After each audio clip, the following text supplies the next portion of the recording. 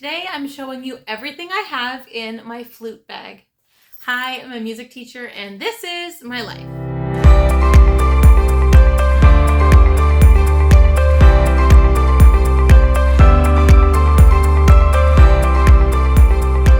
Welcome back to the channel, everyone, and welcome to those of you who might be new here. I know it's been a minute since I've uploaded a video. Thank you all so much for your patience. I had a bit of a medical thing, but everything's good, and so I thought I would come back today and share with you a little bit about what is in this bag right here. This is my Alteri flute bag. I've had it since I was in university, and it has gone through a lot, and it holds everything that I bring with me to my rehearsals at the church as the junior choir director. And so I thought I would go through everything that I have in this bag in the event that it's helpful or interesting. But before we get started, be sure to give this video a thumbs up, subscribe to the channel, and ring that notification bell so that you never miss another video.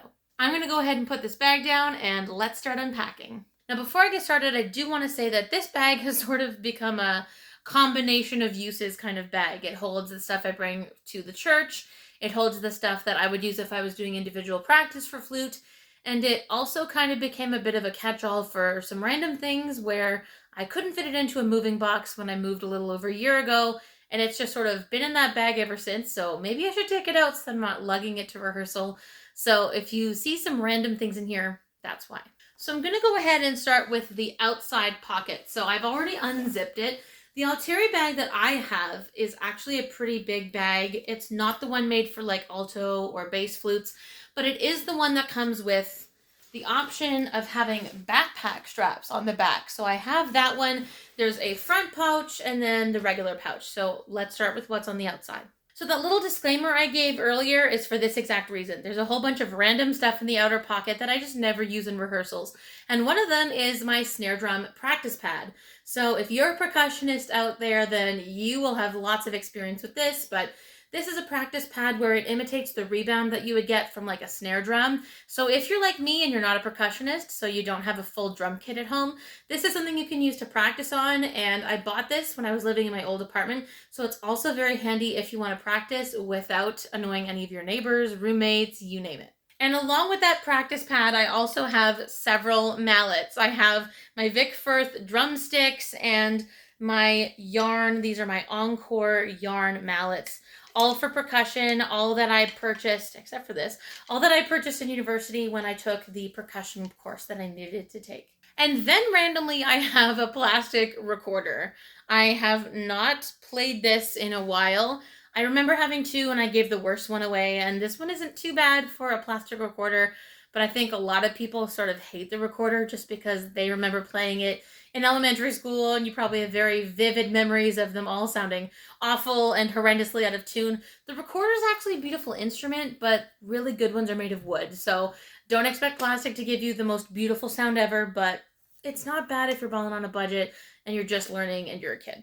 And another thing I found in the bag I just found in one of the little pockets was this tiny little Ziploc bag of guitar picks.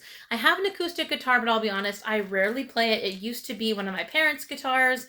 And let's just say that it's not really made for someone with shorter arms like me. Both my parents are taller than me, have longer arms. I think I might need like a 3/4 size guitar. So I rarely play it, but I have lots of picks if I ever decide to pick it up again. Now, if you've been on my channel for a while, then you will have already seen my flute in many videos. This is my Yamaha intermediate model flute that I use every single Sunday at church. But I also have my Hercules flute stand, so let's go ahead and show you that. Now, I know that it's not the bag that originally came with the Hercules instrument stand. Typically, they come with like a yellow colored drawstring bag, but that sort of broke over time. It wore down, and so I just used one of the little, little bag with handles that you can get at the mall if you get a new phone every now and then. So this is my Hercules flute stand. It's got 3 little spots, one here, and one here. And the one that I bought actually comes with a peg that you can screw into each of these spots, one for a piccolo and then 2 for flutes. So if I am ever playing piccolo and I have a gig or a practice session or a rehearsal, then this would work really, really well. These are extremely durable. I'd recommend these for anyone. I have a Hercules saxophone stand as well downstairs. And so these are great. And then the little pegs that come with it for flute look like this. You can see the felt is falling off because these have been very much used. They are well loved, but it's a great way to stop my flute from having to be put down on the floor or on a chair, because the last thing I want is someone to step on my flute or have it roll off the chair and get broken. So this is just accident prevention. Okay, here it is. For junior choir, I am using this folder and binder basically every single week. So in my blue folder, which is tucked into the binder, it has all kinds of things in here. By the way, if you didn't already know, my first name is Lily. Hi, nice to meet you. And so I will have printouts of my warm-ups. I have one of these that I hang on the front of my music stand when I'm directing. I just put a little piece of tape there. Because I don't have like a chalkboard behind me, I'm directing at a church, so I will tape that to the front of my music stand along with like the rehearsal order for the night. And then I've got some warm-ups in here, so we sometimes sing through Bottles of Pop. And then I have on my director's copy of the repertoire. It helps me keep things in order. And this way it doesn't fall out of the binder because I know that it's in a blue folder. And I also kept this lovely thank you card that someone made me at the end of last season. So if you do that kind of stuff for your teachers, those little thank you cards, doesn't have to be like a big expensive gift inside, even just a thank you note. We appreciate it so much. So it has all of my copies of my repertoire. The kids only have, I think, 5 pieces. I have all of the music that we are learning for the entire year in here. So that way I don't have to go dig it out of a filing cabinet. And I have it at home, and I don't live super close to that church. So it's really convenient to have all of my copies of the repertoire at home so that I can go sit down at the piano and maybe plunk at a few notes and sing through a little bit of it when I'm planning what we're going to do in rehearsal. Now, what's in this binder, honestly, is mostly just like lined paper. There is some information about the kids in here that I can't show you, but I have a printout of a flute piece, and then I'm actually someone who likes to write down my rehearsal plans, especially when I was first starting. This is really helpful. But I've got all of this lined paper. Some of it came out of an old notebook that was falling apart. And I thought, I could probably reuse this. And so, for example, I wrote down my whole plan. And my whole warm-up is using the pasta method, which I made an entire video about structuring your vocal warm-up around using the pasta method. I can link that below. But I write down everything that we're going to do. And I don't always get to all of this. For example, last Thursday, we ran out of time to sing through and learn Christmas Blessing. So that's okay. We're going to go ahead and do that another week.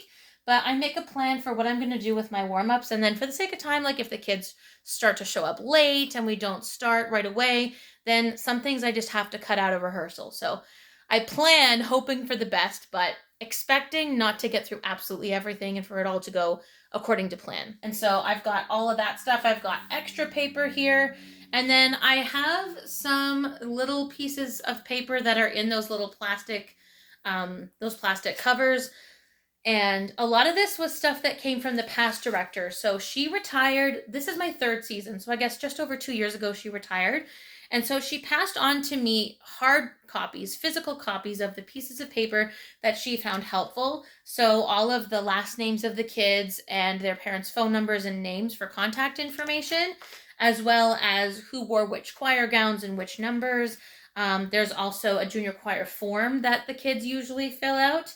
Things like when's their birthday, their age, any food allergies, what instruments do they play, because every rehearsal has a little snack at the end, and so that way I know not to bring a snack, for example, with bananas in it. There's one kid in the choir this year who's allergic to bananas. And then we also have copies of the permission form for media waivers in case any of the church photographers take pictures of them while they're singing, and then it gets posted, say, on the church website or in the newsletter, anything like that.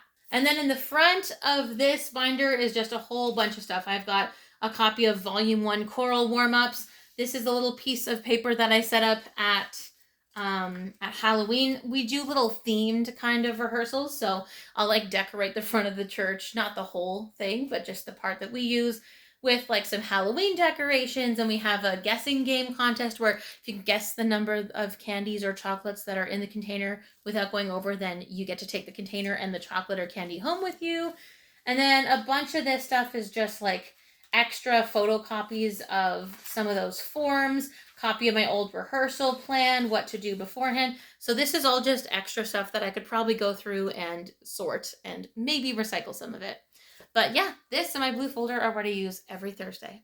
And the next bunch of stuff, now the next bunch of stuff is stuff that I would use if I was doing personal practice with the flute. So this is a notebook where if I was, say, doing weekly lessons with someone, or even if I was trying to hold myself accountable, I would write down what I wanted to practice. So I wrote down flute practice notebook, C major scale, single tongued with arpeggio in the dominant 7th chord, and then some orchestral excerpts, and then what is my goal for that practice. So I want to practice the Reinecke Concerto Movement 1. My goal is to see if I can get all of the pages to a certain tempo. And then the following week I wrote, F major scale excerpts, Reinecke, whatever. And then with a little more detailed focus, what I wanted to work on for the next time. I had really good intentions for this, and then life gets in the way, and I just have not looked at it in a long time. And then the Reinecke Concerto, which I was learning, lovely piece of music. And then my orchestral excerpts for flute right there. And then I've got, this is an old program from when I did that opera program in Italy back in like the summer right after I graduated my undergrad. Then I have visible fingerings for flute. This is a great resource if you're a flute player because it includes some of those like super, super high notes that you basically never see in like a high school's method book. So if you're advanced or you need some of those higher notes that the average person does not play, then get yourself one of these. Then I have fingering tips for piccolo. So this was put together by Burkhart Falan Inc. And these are great because piccolo, if you've ever played it, can sometimes be really hard to tune. And so they've got some alternate fingerings for notes that tend to be commonly played out of tune, and it gives you a lot of options. And that I got back in university when Burkhart actually visited campus. So I'm really glad I held on to that. And then a few more extra programs from the program in Italy. And that's it. I've got a few other crumpled up papers and a grocery bag in there that's empty, but that's basically everything that I have in my rehearsal bag. Now, I should say that every good musician or director will also have things like a pencil and an eraser in their bag, but since it's a church rehearsal, I tend to keep those things in my purse. So don't worry, I am bringing a pencil and eraser with me to every single rehearsal. And now that the bag is empty, I really want to show it to you. So this is the Altieri flute bag, and like I said, this is the one that has a zip pocket on the very front. I have to say this is so much easier now that it's empty. And so this is the body of the flute bag. This is the inside. So I've got a little extra pouch right here.